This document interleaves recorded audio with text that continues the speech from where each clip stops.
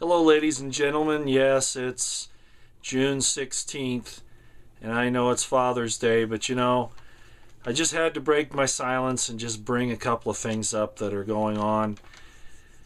Uh, I don't know if Glenn Beck's deal is actually going to disturb the government all that much. Yeah, it indicates that there's some dangers there, about the Republicans that are actually going to go up against.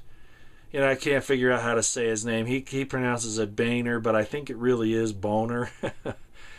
Whatever it is, there's that rift going on. And as I've said all along, it's good that there's opposition in the government, different people pulling different ways to some extent, as long as they stay within the confines of the Constitution. But in reality, it's a lot more dangerous than that. This entire thing with the Snowden affair, for instance, is very likely something that's been done between agencies that are in conflict with each other. Again, not that Snowden isn't the real deal, but just that there are probably some other things going on there that are out of our line of sight, but that go along when you look at the entire picture with the fact that there are these factions in our government that are really warring against each other, and this is going to increase as time goes on, until somebody finally takes the tyrant position, and that's getting pretty close, I'm afraid. But anyway, that's not really what I wanted to talk about so much today as this. Just two things real quick. Really crazy. The first is, okay, the indefinite detention thing came up in the House last week, and they voted, I want to give you the figures here, 226 to 200 to keep the indefinite detention. That is a violation of the Constitution. The Constitution says you are to be secure in your personal effects against unreasonable searches and seizures, unreasonable being without a warrant. That's what that means by unreasonable, not just unreasonable in a rhetorical sense or a dialectical sense. It means you have to get a judge to say, yes, there's probable cause to believe a crime's been committed, so therefore you can go seize this or whatever. Okay, so they voted on an unconstitutional issue and made criminals of themselves, the guys that actually voted to keep that indefinite detention thing, guys and girls. It's like I said, I'd like to think they're just uninformed, but we're talking about Congress. What am I saying? They are informed, right? Uninformed. They are uninformed. One of them, I won't mention any names. Remember, he talked about Guam. He was talking to that admiral and saying, well, I'm a little worried that Guam's getting a little heavy on this side of the island. I'm afraid it's going to tip over because he thinks that islands are floating on the water. And then you get the other one, a lady, I won't mention her name, but she thought that North Dakota was on the Mexican border. Who are these people?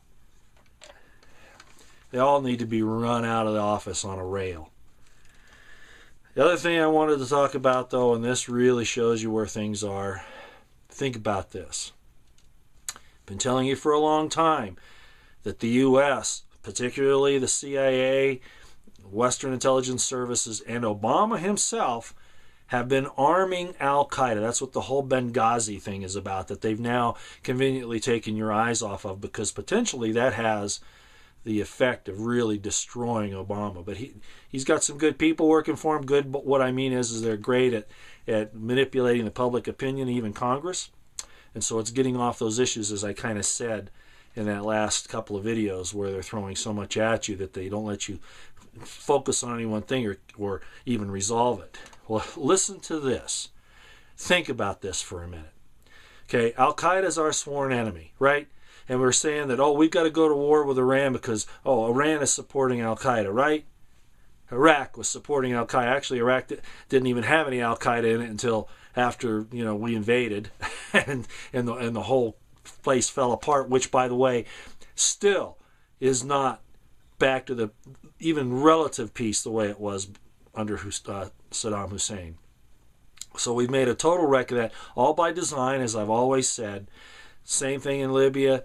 Same thing, of course, they're trying to do in Syria. Same thing they did in Afghanistan. All right. What's my point? My point is this. We've been telling you that they've been arming Al-Qaeda. to go into these different countries, that they are the tool of the United States government, intelligence services, and obviously the president. And I'm just going to say it. The POTUS is a traitor. Okay, I'll just say it. Well, further proof. Okay, what is Iran doing? Iran, who's supposed to be a supporter of Al-Qaeda, is going to get troops ready to go assist Assad in Syria against the Syrian rebels who they've said are Al-Qaeda. So the U.S. is supporting Al-Qaeda now, and Iran is going to fight against it, against Al-Qaeda. Can things get any more obvious about what's going on here? Do the American people understand this? I don't see how they can't.